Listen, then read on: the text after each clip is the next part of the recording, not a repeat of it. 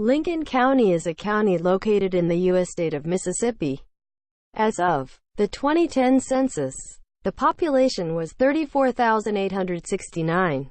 Its county seat is Brookhaven.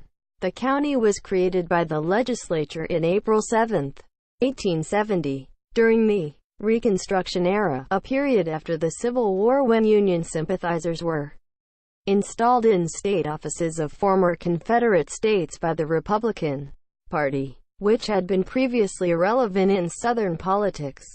It was formed from portions of Lawrence, Pike, Franklin, Copiah, and Amite counties.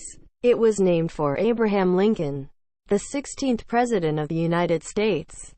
Lincoln County comprises the Brookhaven, MS Micropolitan Statistical Area, which is included in the Jackson-Vicksburg-Brookhaven Combined Statistical Area. The county is southwest of the state capital of Jackson. Thanks for watching. Please like and subscribe.